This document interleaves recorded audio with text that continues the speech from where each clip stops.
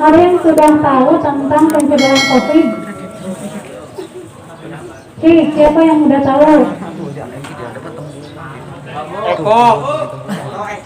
Udah pernah dengar tentang COVID belum? Belum? COVID atau coronavirus disease sudah pernah dengar belum? Kan barusan saya ngomong apa? Pernah dengar? COVID. Pernah belum? Santri anti COVID, Bu. Nah, sebelumnya kita kenalan dulu ya. Kan kalau nggak kenal Maka tanyakeun. nggak kenyang gitu. Tak kenal maka tak kenyang. Nah, perkenalkan nama saya Wulan. Buka dia maskernya. Buka, Bu.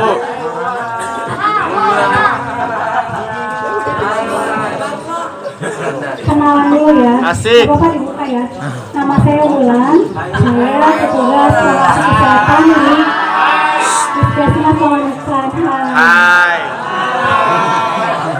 Dan yang ditemani saya kali ini adalah Ibu Yeyet. Ibu Yeyet itu pemegang program penyakit tidak menular. Dan kita kesini itu maksudnya adalah untuk mensosialisasikan atau menginformasikan tentang Puskestren. Nanti kepanjangannya. Hah? Puskesmas pesantren?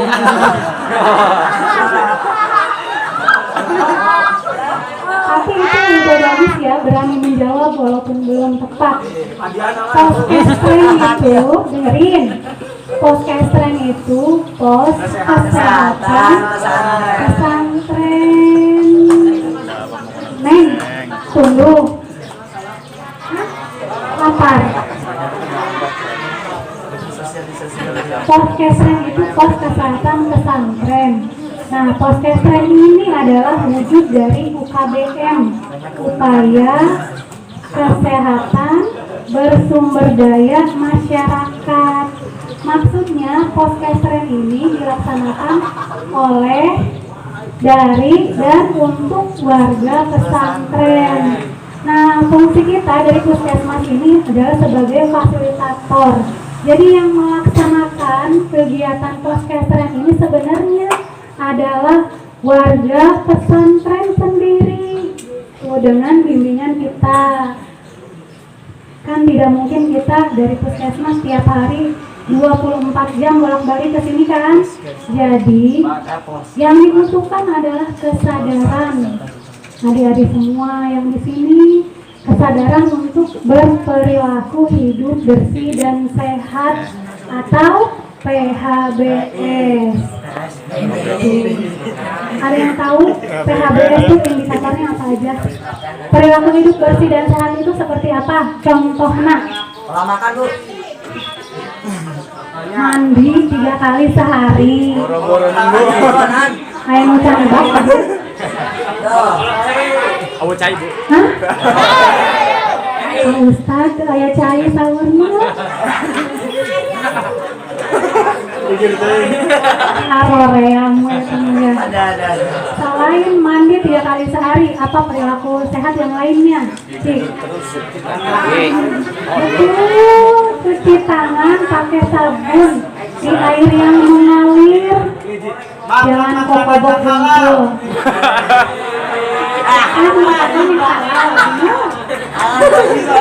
Perilaku hidup bersih dan sehat lainnya itu makan makanan yang halal, yang bersih, yang bergizi dan beragam. Jangan cuma sangu we hungkul sama mie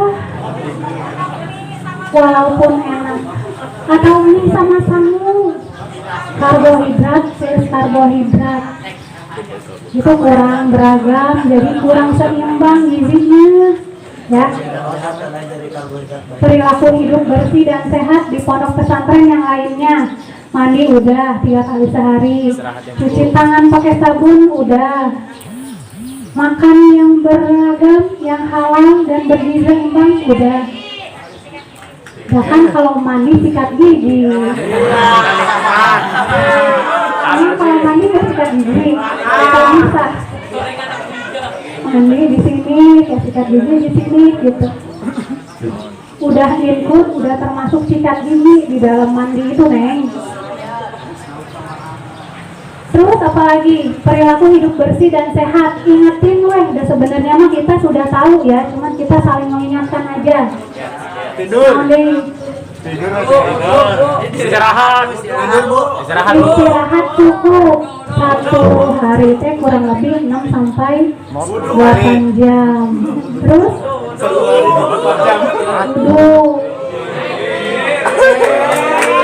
Terus apa lagi? Masya Allah.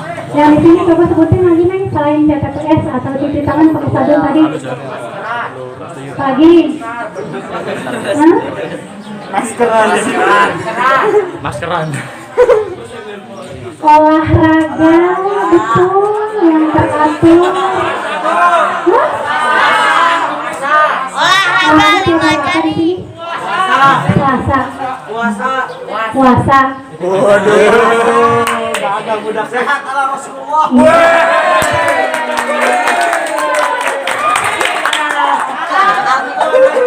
Ya, Pak Ustadz, ilmunya alhamdulillah. Bang jago. Terus sholat itu termasuk aktivitas fisik kan? Aktivitas fisik itu kan bergerak. Nah, sholat itu termasuk ke dalam aktivitas fisik. Apalagi olahraga udah yang teratur. Terus menggunakan air bersih, menggunakan jamban sehat. Jamban sehat itu maksudnya toilet ada septic tanknya. Jadi ente BAB sembarangan, ente BAB di kali, ente BAB di sawah. Udah. Segit, Bu. Itu masuk ke perilaku hidup bersih dan sehat. Di sini kan ada ya Pak Ustadz sumber air bersihnya dari PAM. Jamban sehatnya ada, alhamdulillah ya. Makanya Ponpes Miftahul Huda dijadikan percontohan atas kesepakatan Puskesmas Pamanukan dengan kantor urusan agama kita menunjuk baru satu di Kecamatan Pamanukan. Senang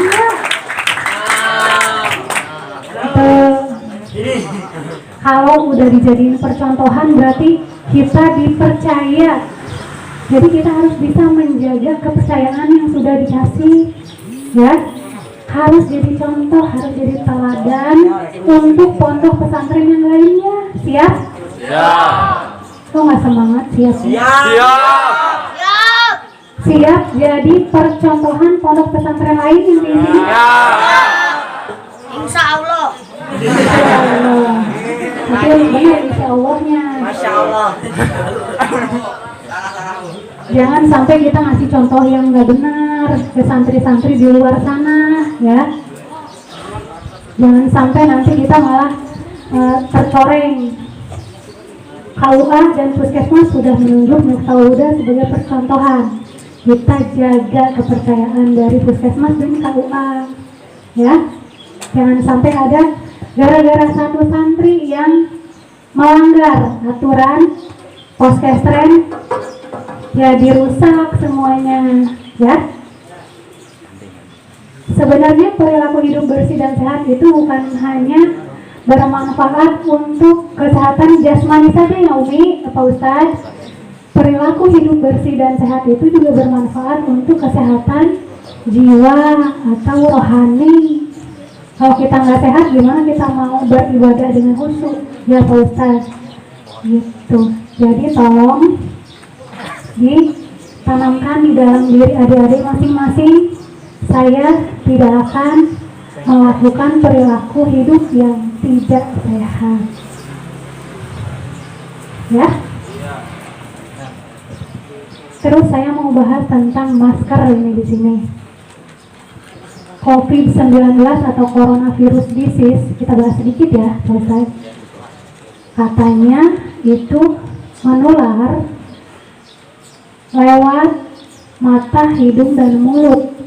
Jadi virus COVID itu masuk ke dalam tubuh penderitanya melalui 3 bagian yang sudah saya sebutkan tadi: mata, hidung, dan mulut. COVID-19 ini menularnya lewat apa sih? Mata. Dari mana pelintahan? Nah,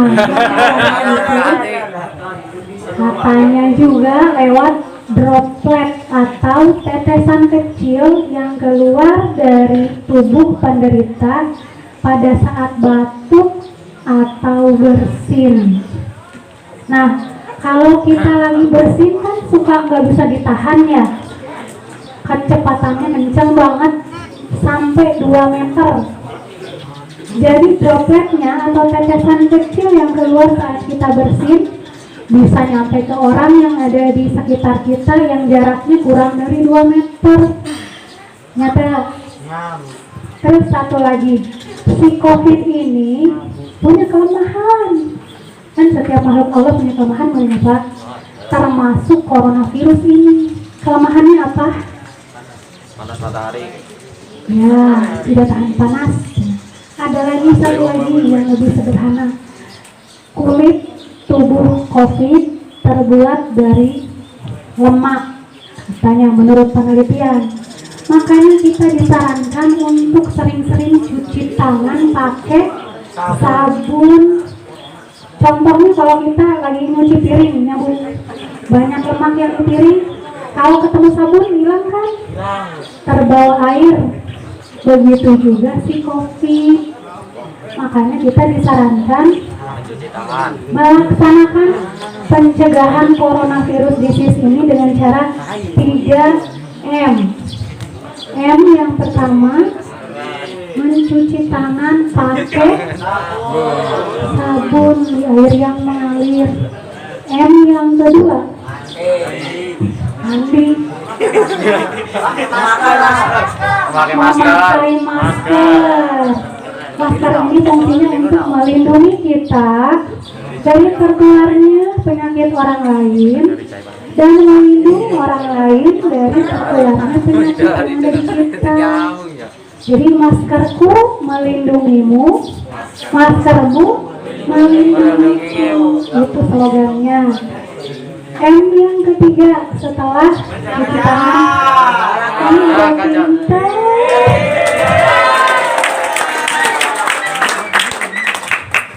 Iya, menjaga jarak aman dari orang lain, apalagi orang yang tidak kita kenal ya. Kalau misalnya hidup dalam satu rumah mah kayaknya ya nggak bisa, harus jaga jarak ya Bu ya. Karena kan di rumah juga kita satu rumah, apalagi kalau suami istri satu kamar gitu. Kayaknya itu nggak bisa jaga jarak. Ini mah kalau kita ketemu sama orang lain, apalagi orang yang tidak kita kenal, kan kita nggak tahu yang kita temui itu sehat atau enggak, kan nggak tahu kan? Gitu. Jadi waspada aja, bukan suzon ya Pak Ustadz, tapi waspada kita agar bisa menjaga diri kita sendiri dan orang lain tentunya. Jadi 3M tadi hafal untuk cegah COVID. Naon? Mencuci tangan pakai sabun. Cuci tangan, mencuci tangan pakai sabun, memakai masker, Jaga jarak. menjaga jarak. Jarak amannya dari orang lain berapa meter? 1 atau 2 meter. Nggak usah jauh-jauh, bisa ngobrolnya nanti nggak kedengeran. Kan 2 meter cukup biar aman, ya. Namanya juga mencegah. Mencegah itu kan lebih baik daripada Mengobati. Yang tertular COVID-19 ini tidak semuanya punya gejala. Ingat, ya, tidak semua orang yang terinfeksi COVID itu punya gejala. Ada beberapa orang yang kelihatannya sehat, tapi setelah dicek di dalam tubuhnya ada virus COVID itu, gitu. Jadi kita harus tetap jaga diri, waspada agar tidak tertular penyakit apapun sebenarnya ya. 3M ini bukan hanya untuk mencegah COVID-19. Kalau kita keluar naik motor, bisa aja kena debu, kena polusi. Jadi ada untungnya juga kan pakai masker. Ya enggak. Jadi bukan hanya untuk mencegah COVID-19 sebenarnya masker tuh, tapi bisa melindungi kita dari polusi, dari debu, dari kotoran-kotoran yang ada di udara yang tidak bisa kita lihat. Nah, terus cuci tangan pakai sabun juga bukan hanya berguna untuk mencegah terinfeksi COVID, tapi juga bisa mencegah kita dari penyakit diare. Kalau kita makan tangannya kotor, nanti yang masuk bukan cuma makanan, tapi kotorannya juga yang bisa menyebabkan kita sakit. Gitu maksudnya ya. 3M itu sebenarnya mencakup pencegahan berbagai penyakit, bukan hanya COVID-19 ya. Adik-adik masih semangat? Masih semangat, tetap semangat. Bisa. Terus di sini saya bawa termogan atau alat untuk mengukur suhu tubuh. Salah satu gejala dari seseorang terinfeksi COVID adalah dia demam di atas 38 derajat Celcius. Makanya nanti kita cek satu persatu ini normal semua atau enggak suhu tubuhnya ya. Bisa enak kira Bu. Saya paras.